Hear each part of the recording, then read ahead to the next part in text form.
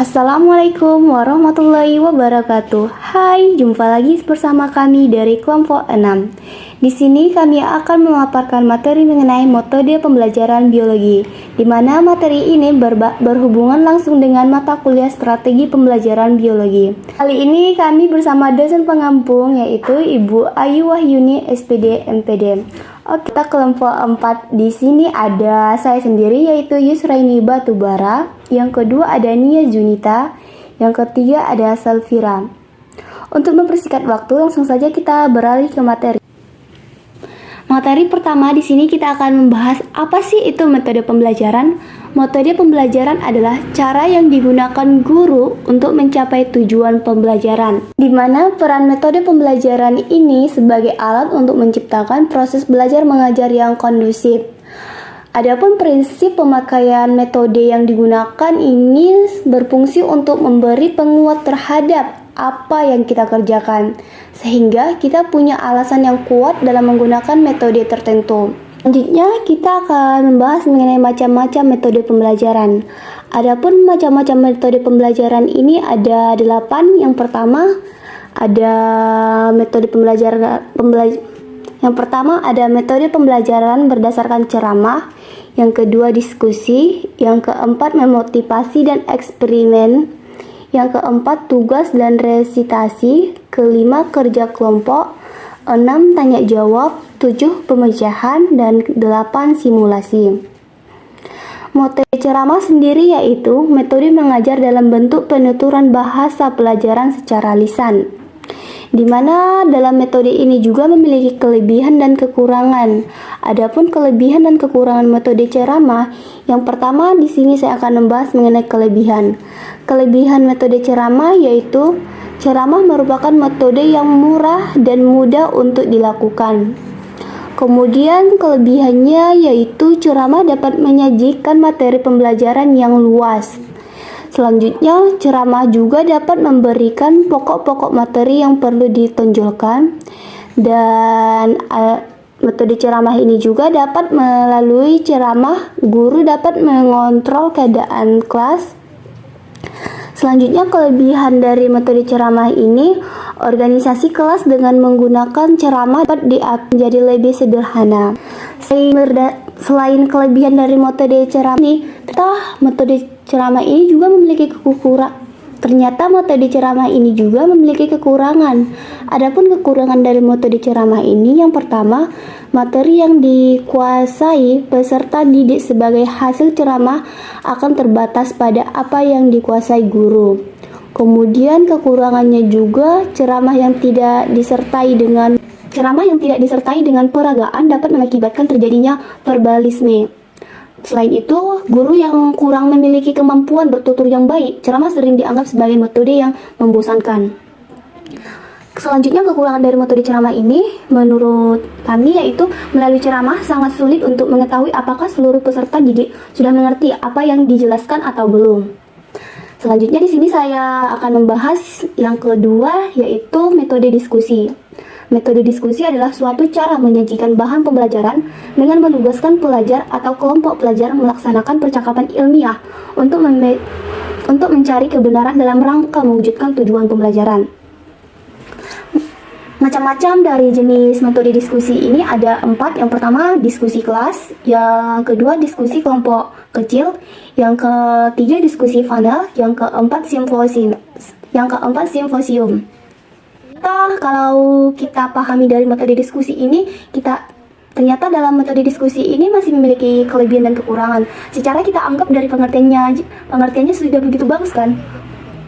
Adapun kelebihan dan kekurangan dari metode diskusi ini, yang pertama yaitu kelebihannya. Metode diskusi dapat merangsang peserta didik untuk lebih kreatif, khususnya dalam memberikan gagasan dan ide-ide. Yang kedua, dapat melatih untuk membiasakan diri bertukar pikiran dalam mengatasi setiap permasalahan. Yang ketiga, dapat melatih peserta didik untuk dapat mengemukakan pendapat atau gagasan secara verbal. Dari samping itu, diskusi juga bisa melatih peserta didik untuk menghargai pendapat orang lain. Wah, ternyata kelebihan dari metode diskusi ini sangat bagus ya untuk perkembangan peserta didik, baik dalam melatih berpikir kritis dan untuk melatih menghargai pendapat orang lain juga. Selain dari kelebihan, ternyata metode diskusi ini juga memiliki kekurangan, yaitu yang pertama sering terjadi pembicaraan dalam diskusi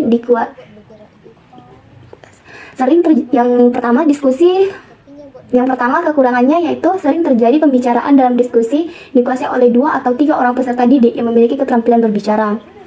Dari sini kita dapat ketahui kalau cuma 3 orang atau 2 orang aja yang berbicara, jadi dapat kita simpulkan selebihnya siswa yang lain bakalan diam atau sebagai penonton untuk peserta yang aktif berdiskusi, sehingga yang dapat aktif dalam diskusi tersebut hanya 3 atau 2 orang saja, selebihnya hanya sebagai penonton.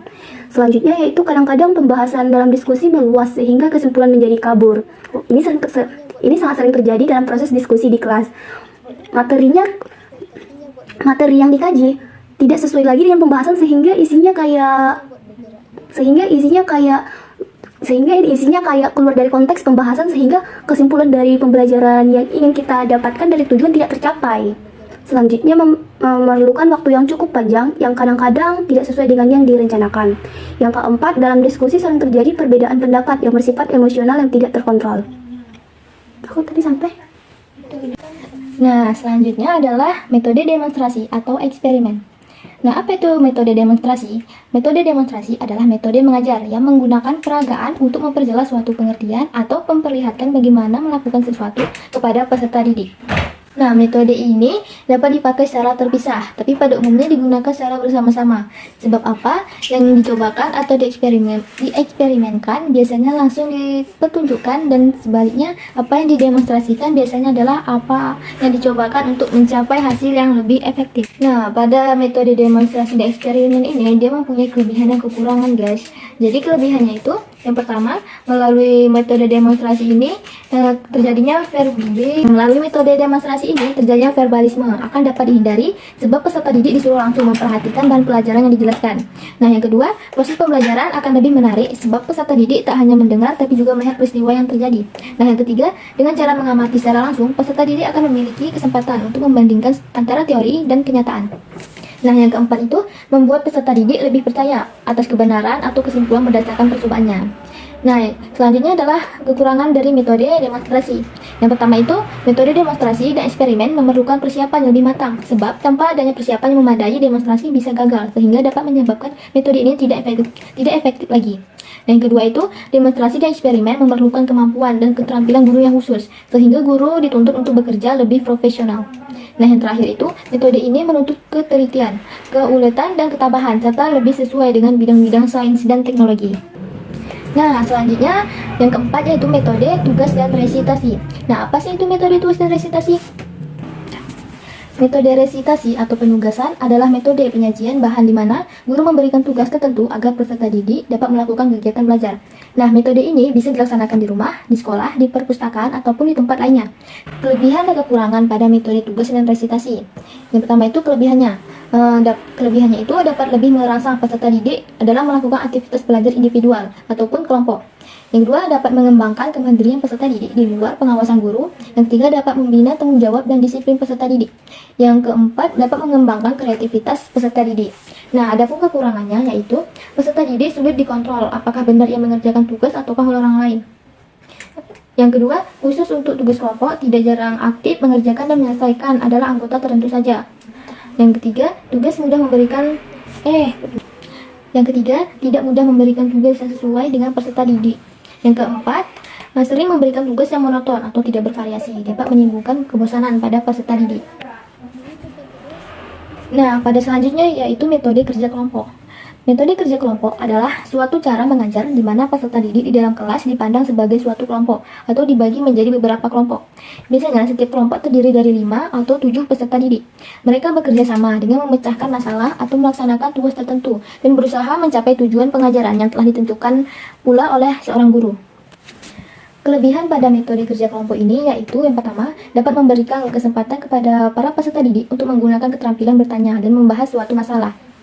Yang kedua, dapat memberikan kesempatan kepada para peserta didik untuk lebih intensif mengadakan penyelidikan mengenai suatu kasus atau masalah. Yang terakhir, dapat memungkinkan guru untuk lebih memperhatikan peserta didik sebagai individu serta kebutuhan belajar. Nah, adapun kekurangannya yaitu yang pertama, kerja kelompok sering-sering hanya melibatkan kepada peserta didik yang mampu, sebab mereka cakap memimpin dan mengarahkan mereka yang kurang. Yang kedua, metode kerja kelompok menurut pengaturan tempat duduk yang berbeda dan gaya belajar yang berbeda-beda. Yang terakhir, keberhasilan metode kerja kelompok ini tergantung kepada kemampuan peserta didik, memimpin kelompok atau untuk bekerja sendiri. Nah, selanjutnya, ada pun metode tanya jawab. Apa sih metode tanya jawab itu? Nah, metode tanya jawab itu adalah metode mengajar yang meyakinkan terjadinya komunikasi langsung yang bersifat two-way traffic. Sebab pada saat yang sama terjadi dialog antara guru dan peserta didik. Contohnya seperti jika peserta didik bertanya, guru menjawab. Sebaliknya, jika guru yang bertanya, peserta didik yang menjawab. Jika peserta didik itu tidak aktif, ada pun tipe-tipe pertanyaan yang baik. Yang pertama, ada fakta-fakta. Contohnya, seperti berapa jumlah peserta didik di unit 1? Nah, itu contoh dari fakta-fakta. Yang kedua, ada perbandingan dan analisa. Contohnya, seperti guru sudah menjelaskan dan membagi materi yang sudah disampaikan, maka peserta didik akan menganalisa materi yang dibagi tersebut.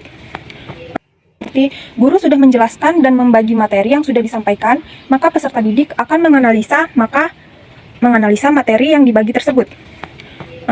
Yang ketiga, ada pemikiran atau judgement yang akan mengembangkan daya pikir. Contohnya, guru dan peserta didik lebih bersikap terbuka terhadap memberi pendapat dan menerima pendapat.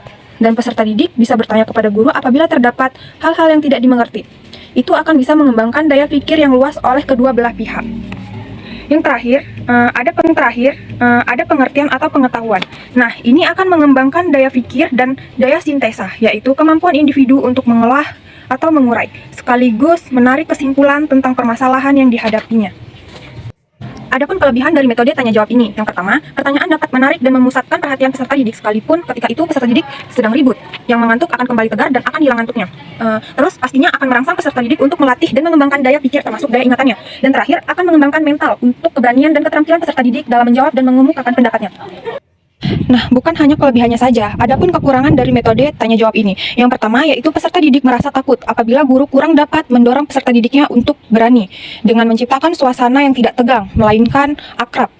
Yang kedua, tidak mudah membuat pertanyaan yang sesuai dengan tingkat berpikir dan mudah dipahami oleh peserta didik. Dan yang terakhir, waktu sering banyak terbuang, terutama apabila peserta didik tidak dapat menjawab pertanyaan. Yang ketujuh, ada pun metode pemecahan. Nah, metode pemecahan yaitu suatu cara menyajukan bahan pelajaran dengan menghadapkan pelajar kepada persoalan yang harus dipecahkan atau diselesaikan dalam rangka pencapaian tujuan pengajaran. Nah, dalam metode pemecahan ini bukan hanya sekedar metode mengajar, tetapi juga merupakan suatu metode berpikir. Ada pun kelebihan dalam metode pemecahan ini, yang pertama yaitu metode ini dapat membuat pendidikan di sekolah lebih relevan dengan kehidupan, khususnya dengan dunia kerja. Yang kedua, dapat membiasakan para peserta didik menghadapi dan memecahkan masalah secara terampil dan sangat bermakna bagi kehidupan. Dan yang terakhir, metode ini merangsang pengembangan kemampuan berpikir peserta didik secara kreatif dan menyeluruh. Tidak hanya kelebihannya saja, ada pun kekurangan dari metode pemecahan ini. Yang pertama, menentukan suatu masalah yang tingkat kesulitannya sesuai dengan tingkat berpikir peserta didik, tingkat sekolah, dan kelasnya. Itu sangat memerlukan kemampuan dan keterampilan oleh seorang guru. Yang kedua, mengubah kebiasaan peserta didik belajar dengan mendengarkan dan menerima informasi dari guru menjadi belajar dengan banyak berpikir dalam memecahkan permasalahan sendiri maupun berkelompok. Nah, yang ke-8 ada metode simulasi. Metode ini dapat digunakan sebagai metode mengajar dengan semua simulasi yang tidak semua proses pembelajarannya dapat dilakukan secara langsung pada objek yang sebenarnya. Nah, simulasi ini memiliki beberapa jenis, yang diantaranya pertama, soisodrama. Soisodrama adalah metode pembelajaran bermain peran untuk memecahkan masalah-masalah yang berkaitan dengan fenomena sosial dan permasalahan yang menyangkut hubungan antara manusia, seperti masalah kenakalan remaja, narkoba, gambaran keluarga yang otoriter, dan lain sebagainya. Yang kedua, psikodrama. Psikodrama yaitu tentang psikologis, di mana biasanya digunakan untuk terapi, yaitu menemukan konsep dirinya, terus menyatakan reaksi terhadap tekanan-tekanan yang dialaminya. Yang ketiga, role playing role, yaitu sebagai bagian dari simulasi yang diarahkan untuk mengkreasi peristiwa sejarah, peristiwa-peristiwa aktual, atau kejadian yang mungkin muncul pada masa yang akan mendatang. Adapun kelebihan dari metode simulasi ini, yang pertama, simulasi dapat dijadikan sebagai bekal peserta didik dalam menghadapi situasi yang sebenarnya kelak, baik dalam kehidupan keluarga, masyarakat, maupun menghadapi dunia kerja. Yang kedua, simulasi dapat mengembangkan kreativitas peserta didik, karena melalui simulasi, peserta didik akan diberi kesempatan untuk memainkan peranan sesuai topik yang disimulasikan. Nah, simulasi ini dapat mengembangkan keberanian dan percaya diri peserta didik. Dan yang terakhir, memperkaya pengetahuan, sikap dan keterampilan yang diperlukan dalam menghadapi berbagai situasi sosial yang problematis. Dan adapun kekurangan dari metode ini, yang pertama, pengalaman yang diperoleh melalui simulasi tidak selalu tepat dengan sesuai dengan kenyataan yang ada di lapangan. Yang kedua, pengelolaan yang kurang baik. Sering simulasi dijadikan sebagai alat hiburan, sehingga tujuan pembelajaran menjadi terabaikan. Dan yang terakhir, faktor psikologis seperti rasa malu, tidak percaya diri, dan takut mempengaruhi peserta. Oke guys, sekian pada presentasi kami pada kali ini. Apabila ada salah kata atau salah penulisan, mohon dimaafkan. Sekian dari kami. Wassalamualaikum warahmatullahi wabarakatuh.